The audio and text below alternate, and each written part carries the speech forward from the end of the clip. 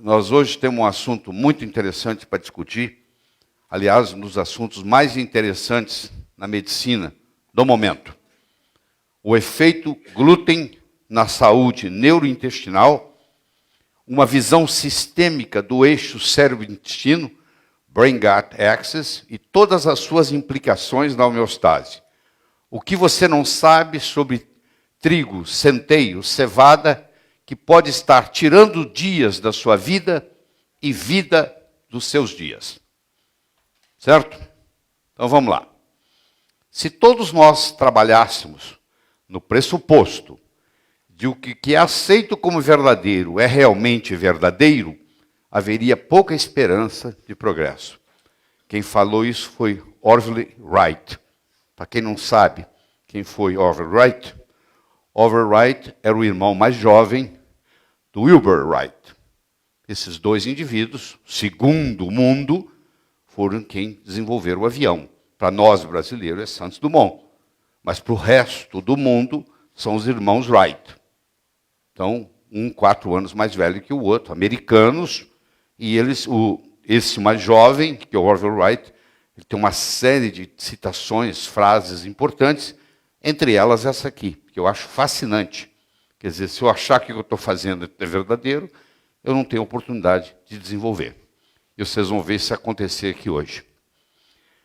A síndrome médica, que eu chamo de fluoxetina, omeprazol, estatinas, bifosfonatos, que são os alendronatos, os risedronatos, os ibandronatos, está condenada à extinção.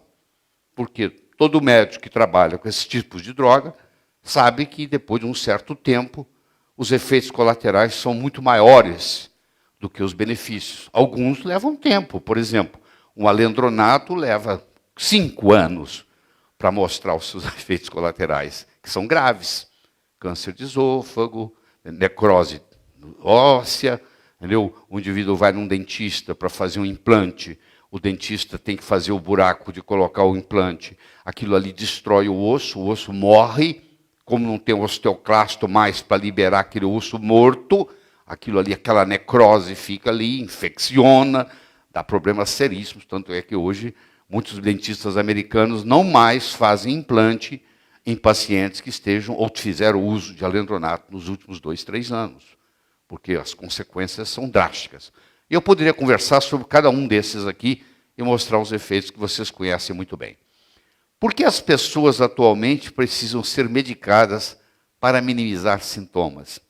Na época do seu pai, do seu avô, não tinha fluoxetina, não tinha omeprazol, não tinha estatina, não tinha bisfosfonado, e as pessoas viviam normalmente. Né? E por que agora precisa disso? Bom, primeiro só para mostrar aqui para vocês que quando você faz uso de uma estatina, e você bloqueia a cascata lá em cima, tem uma série de outras consequências importantes, porque tudo isso tem os seus resultados, que vai produzindo essa desgraça em efeito dominó. E nós temos que acabar com esse conceito de que existe um remédio, uma pílula para uma doença. Eu vou só encontrar a pílula certa. Isso não existe. Esse conceito de encontrar a pílula certa não existe na medicina. Apesar de se tentar fazer isto, agora saiu novo remédio para o diabetes. Isso não existe. Agora saiu um novo remédio para a esquizofrenia. Toda vez que tiver um remédio novo para uma patologia, esse conceito não encaixa na medicina biológica. Isso não existe. Tá? Isso, no fim, vai mostrar que não dá certo. Porque a coisa é muito mais complexa. E você lembra daquele ditado que diz assim, levar para casa o pão e o leite das crianças. Eu acho que o bom pai hoje não leva nem o pão, nem o leite das crianças. Porque tanto o pão quanto o leite vão dar muito problema. Cada um deles vai dar muito problema. Então, nós vamos ter que praticamente excluir da nossa alimentação o pão e o leite. Então, nós vamos ter que mudar esse ditado aí, levar o pão e o leite das crianças. Hã? Existem inúmeros livros sobre glúten na literatura. Claro que eu, para preparar uma coisa dessa, uma aula dessa, eu leio todos eles de capa a capa. Tá? Aqui está um deles, que é espetacular. Aqui está o melhor deles que eu vi. São grãos perigosos no câncer, nas doenças autoimunes, na osteoporose, nas desordens cerebrais as mais variadas, entendeu? Desde déficit de atenção à esquizofrenia, a doenças intestinais, dores crônicas que ninguém faz diagnóstico, desordens digestivas as mais variadas e problemas relacionados com a fertilidade, problemas relacionados com abortos e etc. Abortos espontâneos e etc. E aqui outro livro bom, chamado A Conexão Glúten. E o que eu recomendo mais de tudo, nós tínhamos aí para vender, mas já esgotou, acabou, não tenho mais. Então não estou fazendo propaganda de vender nada, porque eu nem tenho mais. Mas quando eu trouxe o Dr. Thomas O'Brien ao Brasil já 2 vezes, é uma autoridade em glúten, na minha opinião, no mundo, e ele tem um DVD de 8 horas. Tem vários DVDs, é um kit de 8 horas só sobre glúten, que é o melhor material que eu conheço, que tinha disponível aqui até bem pouco tempo, mas que já foi esgotado. Nós, infelizmente, não temos mais. Estamos no processo de trazê-lo novamente ao Brasil, mas, por enquanto, vocês vão ter que ficar com o que eu vou apresentar nessa aula. Olha que coisa interessante. Se você estuda a história do homem no planeta Terra, você vai ver que grãos só fazem parte da nossa dieta há 10 mil anos. Foi quando começou o processo da agricultura. O processo da agricultura começou há 10 mil anos. Até então, o homem não ingeria, o ser humano não ingeria grãos. Ele caçava, ele pescava, ele vivia de frutos silvestres. Então, os grãos, do jeito que nós comemos, eles não existiam na alimentação até 10 mil anos atrás. 69% dos americanos têm algum tipo de dificuldade digestiva. Isso é um excelente mercado nos Estados Unidos, um mercado de bilhões de dólares. Anúncios na televisão, etc. e tal, provando para nós que esses 10 mil anos não foram suficientes para adaptação aos grãos, já que o nosso DNA ele está imodificado, não modificado, igual nos últimos 100 mil anos. Então, tem estudos mostrando que já há 100 mil anos atrás nós já tínhamos essa genética que nós temos hoje. E os grãos só entraram há 10 mil anos atrás. Ou seja, o nosso DNA não está preparado para grãos, em geral. Não está preparado para grãos. E vem uma série de consequências. Para muitas pessoas, glúten não é um alimento, e sim um veneno que causa inúmeras patologias. Eu gostaria de falar até o contrário. Qual a patologia que o glúten não causa? É difícil você encontrar uma. Porque ele está envolvido em todos os processos, os mais variados. Vocês viram que eu coloquei aqui o trigo, o centeio, a cevada e coloquei a aveia de uma forma diferente. Se você vai na literatura, a literatura é dividida. Tem estudos que dizem assim, a aveia não tem glúten. Tem estudos que dizem, a aveia tem glúten. Mas vamos assumir que a aveia não tivesse glúten. Eu ainda tenho que tirá-la da dieta. Porque o empacotamento da aveia e do trigo, e do centeio e da cevada se faz no mesmo galpão. Então existe uma contaminação cruzada. A não ser que a aveia venha escrito sem glúten, provavelmente essa aveia, mesmo não tendo glúten, ela tem glúten por contaminação cruzada. O que caracteriza o problema do glúten são as prolaminas. Prolaminas é uma família de proteínas, de polipeptídeos, onde 50% é a gliadina e 50% é a glutenina. Você vai ver que o problema maior é com a gliadina, mas a glutenina também pode causar problema. Esses são peptídeos. Se você pegar uma gliadina, por exemplo, que é um polipeptídeo, ela dá a propriedade de extensibilidade ao glúten, ao trigo. Quando você está fazendo um pão, você consegue esticar a massa. E a glutenina, por outro lado, faz essa massa voltar. Então, uma dá extensibilidade, a outra dá elasticidade. A gliadina, ela é dividida em prolina e glutamina. Ela vai se quebrar em prolina e em glutamina. Leva-se, em média, nos Estados Unidos, 11 anos para se diagnosticar uma doença celíaca. o diagnóstico de sensibilidade ao glúten, que não chegou à doença celíaca, é muito mais longo, pode ser 40 anos. Mas então, desde que o indivíduo começa a ter sintomatologia, até o diagnóstico ser firmado nos Estados Unidos, de doença celíaca, passam-se, em média, 11 anos nos Estados Unidos. Você imagina essa situação no Brasil. E eu não estou falando só de doença celíaca. A sensibilidade ao glúten é 8 vezes maior, a incidência, do que a doença celíaca. E a minha ênfase aqui em você é você esquecer a doença celíaca e se concentrar na sensibilidade ao glúten, porque a doença celíaca é relativamente rara, enquanto que a sensibilidade ao glúten é muito comum, extremamente comum. O glúten é uma proteína amorfa, ele vem no trigo, é através da gliadina, na aveia é através da avenina, como eu já disse, tem gente que acha que causa, tem gente que acha que não causa. Na cevada é a erdeína, e no centeio é a secalina. Então, essas são os polipeptídeos importantes para nós. A gliadina, a avenina, a erdeína e a secalina. Deixa eu apresentar para você uma coisa interessante. Na realidade, você não encontra o glúten na natureza, ele não está lá, não. Isso você tem que entender. O glúten, ele é formado no processo de preparação do alimento.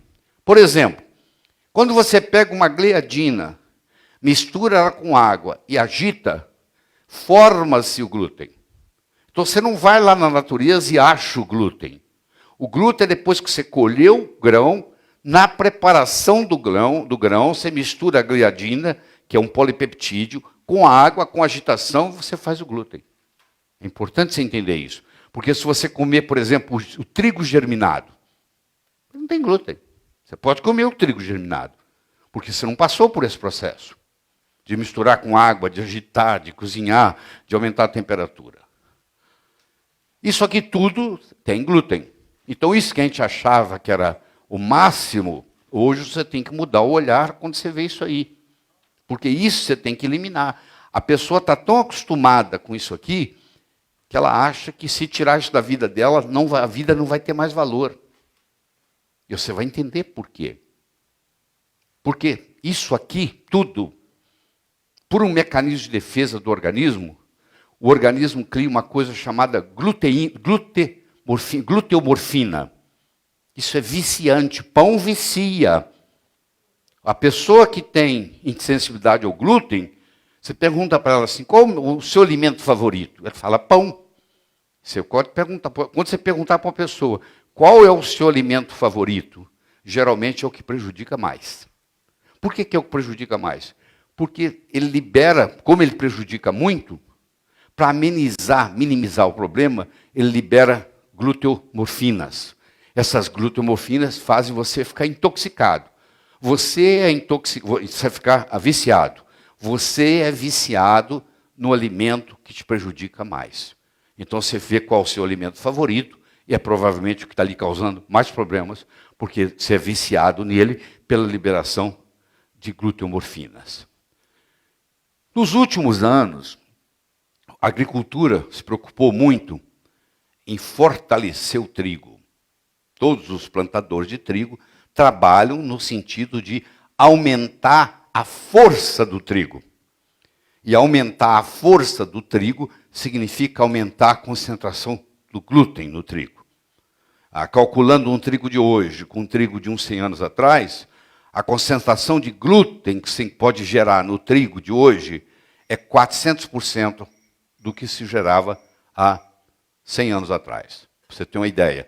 Isso explica por que a sua avó não estava preocupada com glúten. Por que o seu avô não estava preocupado com glúten? Por que a sua mãe não falava de glúten? Porque com o passar dos anos, o glúten vem aumentando a sua concentração em glúten. O trigo vem aumentando a sua concentração em glúten. Vamos entender aqui, começar a entender o processo. Eu tenho aqui, você comeu um croissant. Você comeu um pão. Esse pão, esse croissant tem glúten. O glúten, quando chega no estômago, ele quebra em gliadina e glutenina. O glúten não, o trigo do pão. Em gliadina e glutenina. Essa gliadina e glutenina continua e vai para o intestino delgado. O intestino delgado é onde tudo acontece, especificamente no jejum. E nesse jejum, aqui está o lumen do jejum, aqui estão as vilosidades, aqui está o interior, e aqui o problema vai acontecer aqui, na passagem, na absorção dessa gliadina aqui. Essa gliadina vai ser desaminada pela transglutaminase tecidual, nós vamos estudar em profundidade isso. Ela passa por lá de cá na forma de gliadina desaminada, e aqui começa o processo de reação, que nós vamos mostrar para você como que isso acontece. Certo? Bom, deixa eu introduzir uma outra variável.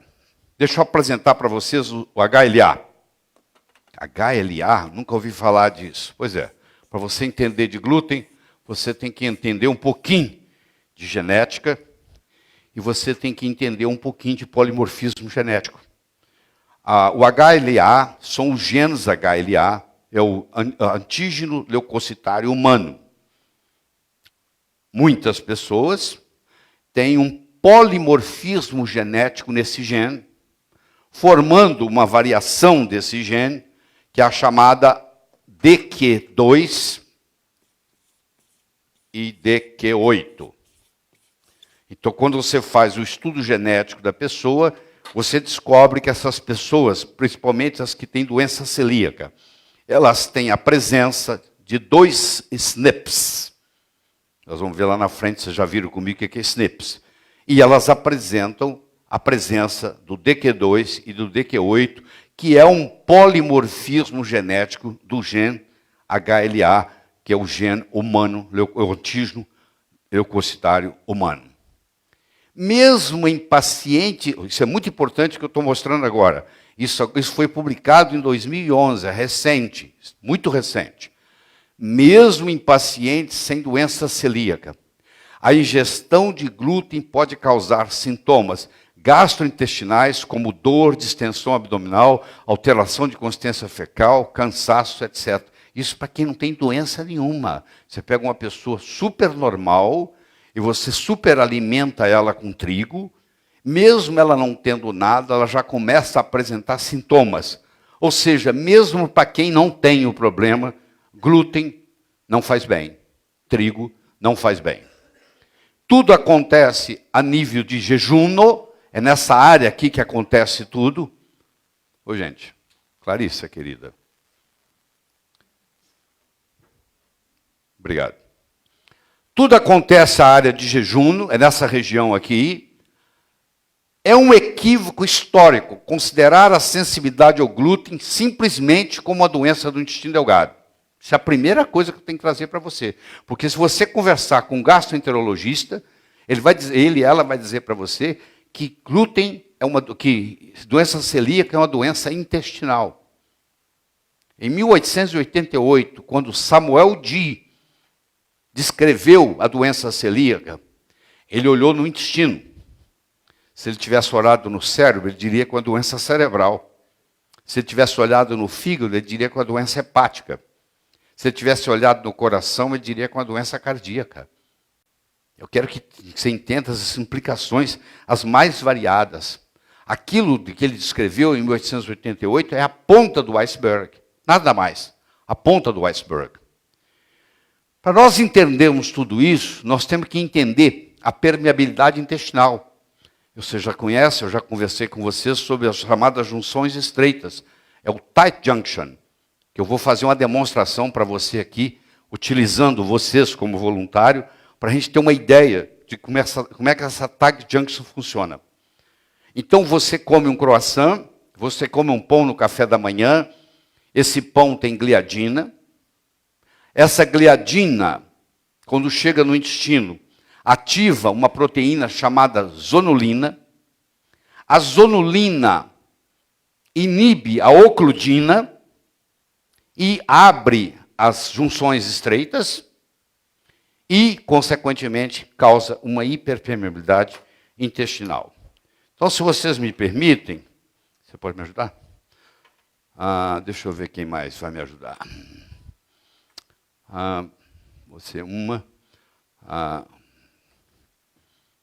Deixa eu ver aqui, vamos ver.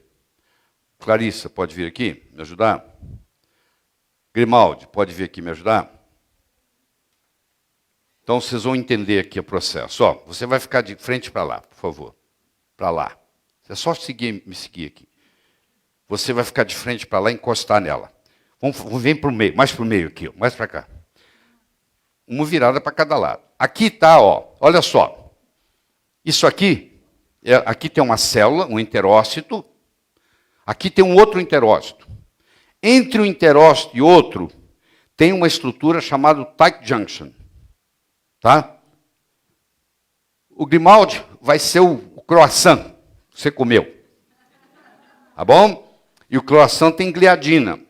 Então, quando o Grimaldi chegar aqui, a gliadina vai ativar a zonulina, que sou eu. E a zonulina vai fazer isso aqui, ó. Ó, tá vendo aqui, ó? Vai abrir essa junção estreita. E eu vou pegar o Grimaldi, vou pegar a gliadina e trazer aqui para dentro. Então, vamos lá. Pode vir. Opa. Oi, como é que vai? Tudo bem? Pode entrar aqui, vem cá. Fecha. Agora, eu vou atacar ele. Eu chamei ele para ferrá-lo. Por quê? Porque eu agora vou criar anticorpo contra ele. Se fosse uma bactéria, a zonulina fazia a mesma coisa. Ela abria, falava, vem cá, entra aqui, vem cá. Ela entrava, os leucócitos atacavam a bactéria. Agora eu vou criar um anticorpo antigliadina. Está me entendendo? Tudo via zonulina. Obrigado a vocês. Obrigado. Vamos ver isso agora aqui direitinho, como é que funciona. Agora que vocês viram a demonstração, vamos ver como é que isso acontece. Olha só. Aqui, se aqui fosse o interior do intestino, vocês vão ver que aqui tem um buraco lá. Ali tem um outro buraquinho. Isso é a permeabilidade intestinal que está acontecendo. Vamos ver isso em detalhe. Olha aqui, eu tenho aqui, ó, os enterócitos. Eu tenho aqui o lume intestinal. Eu tenho aqui um enterócito, eu tenho aqui outro enterócito. Entre um enterócito e outro, eu tenho o chamado tight junction. Você vai ver mais em close-up depois como é que isso está fechado. Isso é o tight junction. Aqui eu peguei, ampliei ele, trouxe ele para cá. Olha aqui o tight junction aqui. Vocês estão vendo aqui, tem um processo aqui, que tem uma proteína chamada ocludina, e tem uma outra proteína chamada claudina. Então o processo claudina, ocludina, fecha essa tight junction. Quando a gliadina vem, a zonulina inibe essas proteínas, elas soltam. Esse processo agora absorve, a gliadina passa pela junção estreita. Tá? E aí sai do outro lado. Olha lá, ele vai passar pela junção estreita. Por exemplo, a vitamina D3 ativada atua no tight junction. Por que que a vitamina D3 tem ação contra no tratamento de doenças autoimunes? Um dos principais mecanismos é porque ela vai regular o tight junction. Ela vai diminuir a entrada de proteínas estranhas ao organismo e com isso vai melhorar a doença autoimune, que é gerada no intestino. Então eu tenho aqui, ó, a gliadina no complexo, eu tenho a zonulina ali, tá vendo a zonulina, ó, que eu fiz o papel da zonulina. Aí apareceu a gliadina aqui, ó, a gliadina veio, isso aqui abriu, isso aqui entrou. A zonulina é um mediador endógeno da permeabilidade intestinal, modulando as junções estreitas, os tight junctions, é ativada pela gliadina. A gliadina chegou, a zonulina é ativada, ela abre a tight junction, a gliadina entra, ela fecha, e agora ela vai atacar a gliadina, criando um anticorpo. Antigliadina. Vocês vão ver daqui a pouco o que é que acontece. Existe uma célula aqui que está na lâmina própria. O que é isso? Você vai entender daqui a pouco o que é lâmina própria. Essa célula, ela chama célula dendrítica. Não tem nada a ver com o sistema nervoso. É uma célula do sistema imune apresentadora de antígeno. Então, é ela que vai apresentar a gliadina para formar o antígeno, ou formar um anticorpo antigliadina. Com isso aqui você vai entender tudo. Nós temos uma tolerância oral.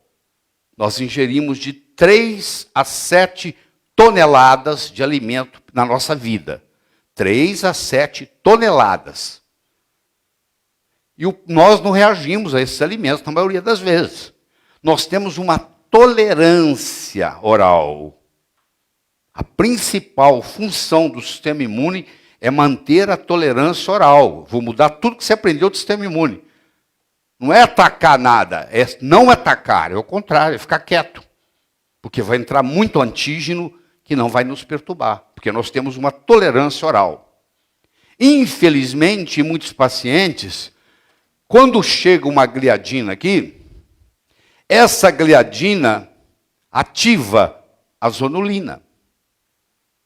E a zonulina tem por propriedade inibir a ocludina. Quando ela inibe a ocludina, isso aqui abre, ó. Tá vendo que eu estava fechado, ó? A gliadina estimulou a zonulina, que inibiu a ocludina. A ocludina inibida, isso aqui abre.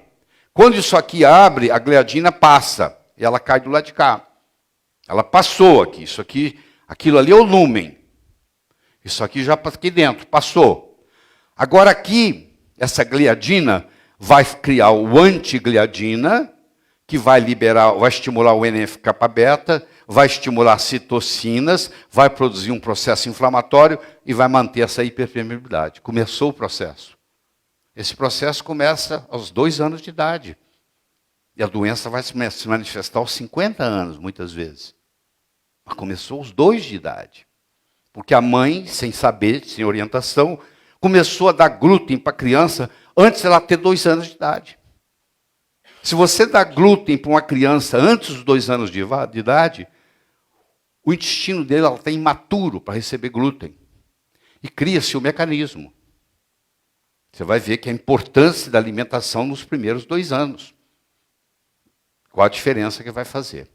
Aí o que acontece? Isso aqui vai gerar as doenças autoimunes.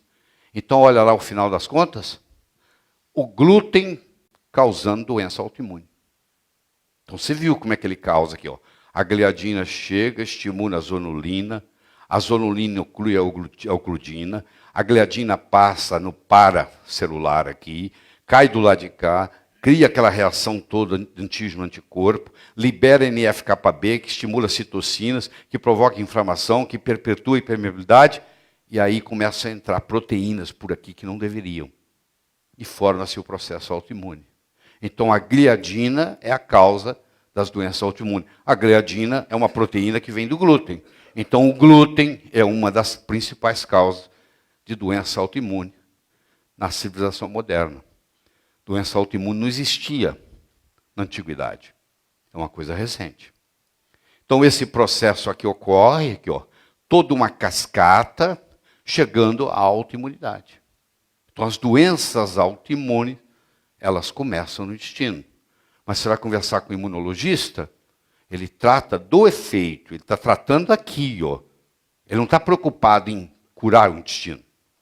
Se você não cura o intestino, esse processo de autoimunidade se perpetua. Você vai dar remédios para melhorar o lúpus, para melhorar a esclerose múltipla, para melhorar a esclerose lateral amiotrófica, para melhorar a psoríase, para melhorar o vitiligo. E, na realidade, isso tudo surgiu em consequência de uma lesão da barreira intestinal. Esse mesmo antigliadina que começou a causar esse problema, ele vai causar um problema na barreira hematolicórica, chamada antigamente de hematoencefálica. A barreira hematolicórica é do mesmo processo e também vai sofrer a lesão. Aí começa a vazar para dentro do cérebro. E a barreira renal também é lesada, começa a vazar pela urina. Então você começa a ter o quadro sistêmico do processo. Isso hoje não é causado só por trigo. Talvez o trigo, com o seu aumento em 400% em glúten, tenha desencadeado o processo no leite, tem desencadeado o processo da soja e tem desencadeado o processo do milho. Então você tem que evitar dar para uma criança com menos de 2 anos trigo, leite de vaca, soja e milho. Porque os 4 estão contribuindo para esse processo. Então, mas milho, não, milho também dá problema. Soja também dá problema. Bom, vamos entender isso melhor. Eu tenho aqui uma vilosidade. Deixa eu apresentar para você a célula M. A célula M é a célula da microfold. É a célula responsável pela tolerância oral. A célula M está na placa de Peyer, que você sabe muito bem que é o sistema imune do intestino. É a principal célula, é a coordenadora. Ela fala assim, ela deixa disso. Não precisa reagir não. Pode deixar que você é amigo. Não, isso aí não é nada não, calma. Não entra em reação, calma. Ela fica modulando, ela vai modulando. Ela não deixa o intestino reagir, porque nós vamos ingerir até 7 toneladas de alimento na vida. Você imagina que vocês vão reagir a tudo que entra. Não, isso não precisa não, calma, calma. Vai chegar uma hora que a célula M vai perder a sua funcionalidade e você vai perder a sua tolerância oral. No momento que você perde a sua tolerância oral, é no mínimo 2 anos de tratamento para você recuperá-la. Não é uma coisa imediata, não é só tirar o glúten, se fosse seria muito fácil. Claro, quando você tira o glúten, às vezes o resultado é espetacular. Mas não é necessário, mas não é suficiente. Só tirar o glúten. Você tem que restabelecer. Quando você curar essa pessoa, é porque você restabeleceu a tolerância oral. A sua meta é restabelecer a tolerância oral. Tá? Aqui está a placa de Peyer, ali está a célula M. Então, de novo, aqui eu tenho a célula M, que é a maestra da história. Aqui eu tenho a Claudina, que trabalha junto com a ocludina, formando o tight junction. Aqui eu tenho a célula dendrítica, aqui, ó, que é a célula apresentadora de antígeno. E aqui eu tenho essa célula apresentadora de antígeno. E aqui eu tenho as células, os linfócitos intraepiteliais, que você vai ver que vai começar a surgir, porque nós temos March 0, March 1, March 2, March 3 e March 4. Então nós temos 5 categorias, o 0, 1, 2, 3, 4, 5, quando se estuda a histologia da mucosa intestinal. No March 1, onde o patologista geralmente não classifica como nada, ou faz a biópsia e encontra o March 1, ele manda você continuar comendo glúten, o gastroenterologista, porque ele não considera isso aqui problema. Vai e come glúten, quando você ficar doente, você volta. Mas já está dizendo para ele, ó, eu sou March 1, se você não me tratar, eu vou virar March 2, vou virar March 3, vou virar March 4. É uma questão só de tempo.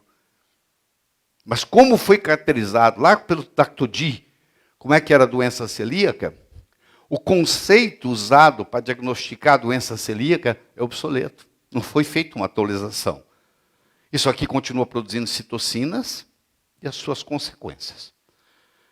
E aqui está a lâmina própria. O que é a lâmina própria? Toda mucosa ela é formada de células epiteliais e da lâmina própria.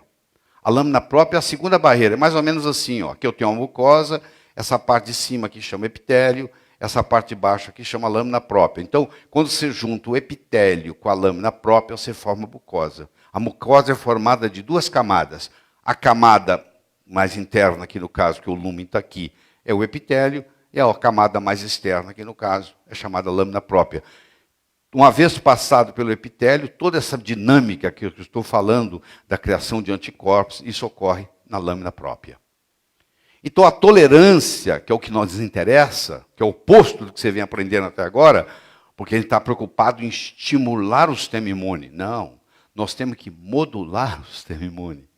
O sistema imune já está estimulado demais. Tanto é que ele entra em exaustão. É igual adrenal. Se ele está estimulado demais, ele vai entrar em exaustão. Se você estimular a adrenal demais, ela entra em exaustão. Se você estimular as gônadas demais, ela entra em exaustão. Que a finasterida causa exaustão gonadal.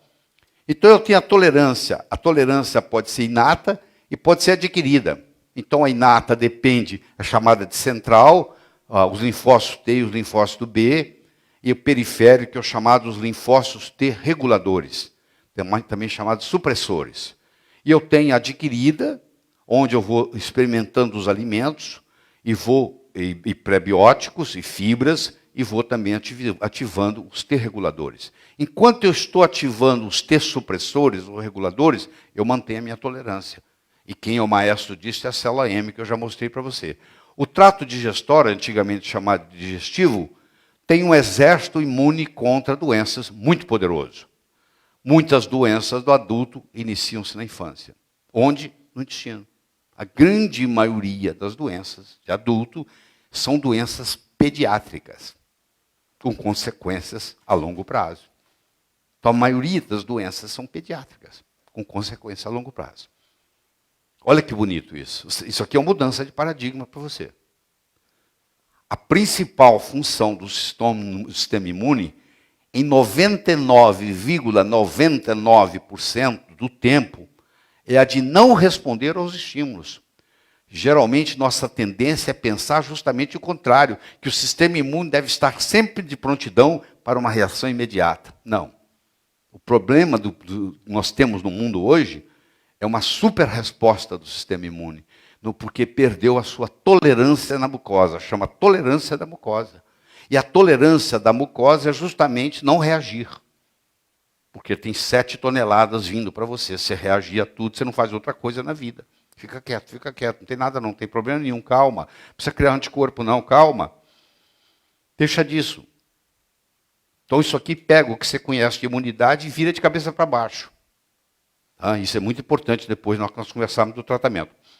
A recuperação de uma tolerância imune perdida é um processo lento e complexo. Quando bem administrado, para quem conhece, que poucos conhecem isso, infelizmente, é 2 anos. Você vai ter todo o protocolo de como fazer isso. Você só não vai curar os seus pacientes se você não quiser, porque o protocolo vai estar aqui, direitinho para você. Vamos lembrar do GALT.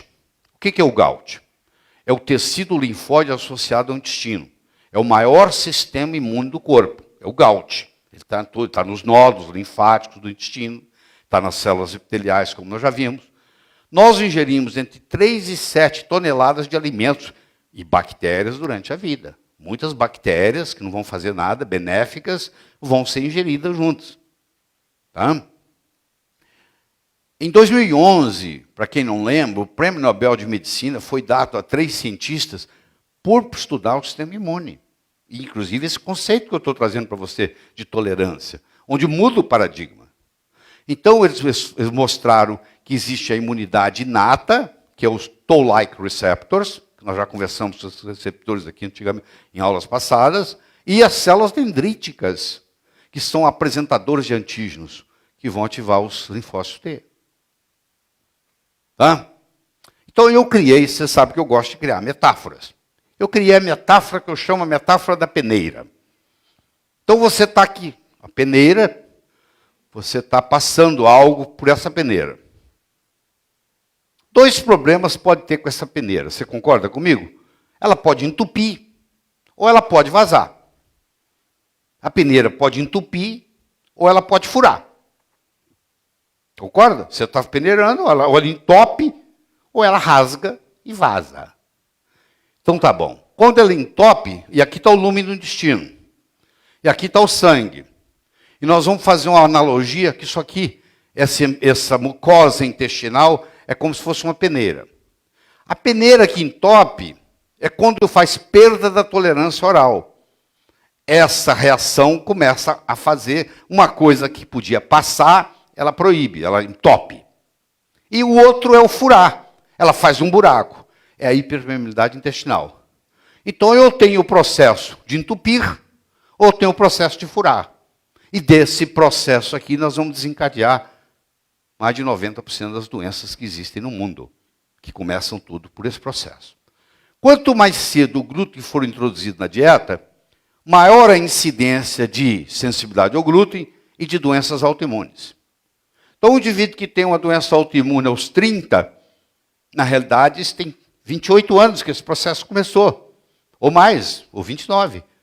Porque o jeito como ela foi alimentada nos primeiros 2 anos de vida vai determinar a tolerância à mucosa que esse indivíduo vai ter para o resto da vida e vai desencadear doenças autoimunes. Eles têm estudos da Guerra do Vietnã. Todo soldado tirava sangue. E eles guardaram as amostras de sangue de todos os soldados do Vietnã. E agora, anos e anos depois, pesquisadores foram lá e pediram licença para pegar um pouco daquele sangue. E gente que tem lúpus hoje, agora que um soldado que hoje, já velho, com lúpus, eles vão lá e olham que há 30 anos atrás já tinha a formação de corpos e anticorpos que iam prever o lúpus 30 anos depois. Então, 20, 30 anos antes, às vezes, de manifestar o lúpus, o processo já está no sangue.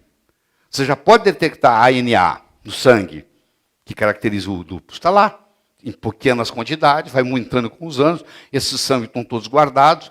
E eles fizeram um estudo e mostraram que primeiro você manifesta. Depois, é igual o caso de uma paciente que tem anti-TPO aumentado hoje, e daqui 10 anos ela vai desenvolver uma tiroidite Hashimoto. Mas isso é bobagem. Não, não é bobagem, não. Isso aqui está dizendo que se você não tratar, daqui 10 anos ela tem a tiroidite Hashimoto. Ela pode ter só o anti-TPO elevado, mais nada.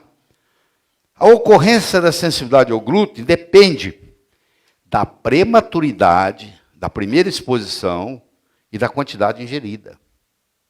Quando foi que o seu filho, sua filha, seu neto, ingeriu glúten pela primeira vez? Que idade tinha? Menos de 2 anos? É preocupante. E que quantidade? Ele ingeria uma vez no outra ou ele ingeria todo dia? Eu criei uma dieta onde ele ingeria todo dia. Então isso vai determinar como é que essa pessoa vai ser, o adulto que vai ser. É um adulto saudável? É um adulto doente? Muitos grãos, incluindo o trigo, são metabolizados em substâncias gluteomorfinas que exercem efeitos viciadores ao cérebro. O alimento que você mais gosta é provavelmente o alimento que mais lhe prejudica, por um mecanismo de defesa. Como ele lhe prejudica, para vocês não se sentir tão ruim, o organismo produz gluteomorfinas. São euforizantes. E aí você não consegue ficar longe daquele pão. É aquele pão que está te fazendo doente. Mas como você está liberando gluteomorfina, você diz, não, se tirar o pão, tira a vida. Você é um viciado, igual o outro é em morfina, o outro é em heroína. Você é viciado em gluteomorfinas que estão vindo do glúten. Isso é que eu quero que você entenda. Por isso que a abstinência é complicada. Por isso que mudar a dieta é complicado, porque eles estão viciados naqueles alimentos. São pessoas viciadas naqueles alimentos. Aqui mostra a barreira, as barreiras. Você tem uma barreira imunológica, que nós estamos discutindo, e você tem uma barreira não imunológica. Você tem enzimas digestivos, que não deixa a bactéria do intestino subir para o pulmão, morre no estômago. Não deixa a bactéria que você ingeriu, que veio contaminado no alimento, entrar no intestino, morre no estômago. Mas se você tem um problema gástrico, por deficiência de ácido clorídrico, você bloqueou essa barreira, tanto subindo quanto descendo. Agora, bactérias intestinais vão subir, vão cair no pulmão, você vai aspirar, ou bactérias que você ingeriu, que iam morrer no estômago, vão descer e vão lesar, causar injúria no seu intestino. Então, quando a pessoa perde a barreira, e agora ele vai no médico, o médico passa para ele um omeprazol da vida, esse omeprazol vai acabar mais ainda com essa barreira, e você vê as consequências que vão trazer esse remédio, esse veneno. Você sabe, do meu ponto de vista, eu já expliquei isso aqui antes. 99,99% das pessoas que têm azia, elas não têm excesso de ácido gástrico, de ácido clorídrico, elas têm falta.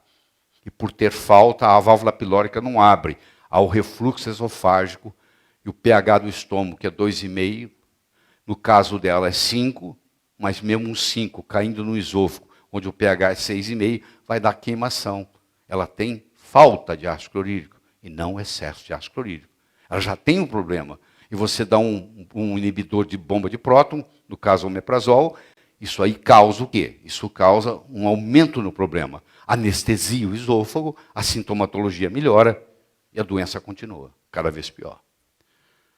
Então nós podemos ficar horas aqui discutindo tudo isso, tá? Mas com as produções das imunoglobulinas. O nosso trato digestório produz uma imunoglobulina secretória chamada IgA, que vai cair também com glúten. Mas ela protege, é uma das ações de proteção que vai sofrer deficiência. Então, eu tenho a imunologia da mucosa, que nós estamos trazendo para você, Nós temos o processo da dieta, que vai desencadear que tipo de imunologia, e nós temos o processo da microbiota, que vai entrar na jogada. Então, esse trio aqui, ó, a microbiota, a dieta e a imunologia da mucosa, que pode depender até de um polimorfismo genético, é você ter o gene HLA, DQ2, DQ8, isso vai determinar se você é uma pessoa sadia ou se você é uma pessoa doente. Se você tem uma predisposição genética, se você tem um polimorfismo genético para a doença, claro que essa situação da microbiota e da dieta agora vão ter importância muito mais relevante, porque é o único jeito de você minimizar a expressão gênica. É através da microbiota e através da dieta. Tá? Para você curar ou não deixar deteriorar a imunologia da sua mucosa. Então, essa microbiota, claro, ela depende de bactérias, vírus, fungos, parasitas, a proporção deles e etc. e tal, que nós vamos discutir depois. Na Veja dessa semana, você que já leu, vai ler hoje ou amanhã, na Veja dessa semana, isso aqui está chegando no leigo. O médico ainda não aprendeu e o leigo já está sabendo. Vocês já escutaram isso de mim antes, lá no começo do ano, nós falamos sobre firmicutes e bacteroidetes. E a proporção, quanto mais firmicutes você tiver em comparação aos bacteroidetes, mais propensão você tem à obesidade. Mas a mudança da microbiota intestinal, aumentando o número de firmicutes, propicia ao desenvolvimento da obesidade no adulto. Então eles conseguem hoje pegar uma criança de 2, 3 anos, examinar a microbiota intestinal dessa criança e prever se essa criança vai, no futuro, ter ou não obesidade, predisposição à obesidade, baseado nesse processo que vocês estão vendo aí. Muito bem. Apesar de descrita em 250 depois de Cristo por Aretaeus, na Capadócia, a doença celíaca foi cientificamente descrita pelo médico inglês brilhante Samuel Dee, em 1888. Vou enfatizar mais uma vez. O Samuel Dee concentrou-se no problema da doença relacionada com o intestino. Então, até bem pouco tempo, doença celíaca era uma coisa que ocorria em criança, magra, com esteatorreia, e que tinha um problema intestinal. E esse conceito foi passado na faculdade de medicina. E esse conceito se aprendeu. Mas hoje não tem nada a ver com a verdade. Isso é 1/8 do processo que existe no mundo. Diagnosticar uma doença não é o mesmo que curá-la. Você sabe, por exemplo, na neurologia se fazem diagnósticos brilhantes. E aí você pergunta, e aí, o que faz? Ah, não tem nada para fazer. Então, eu diagnostiquei a doença celíaca. O que faz? Ah, não tem nada que fazer. Não tem nada, não, tem muito o que fazer. Talvez a medicina clássica não saiba, mas tem muita coisa para fazer. Você vai ter que trabalhar com esse paciente 2 anos, no mínimo, para restaurar a tolerância oral. Então, qual a meta?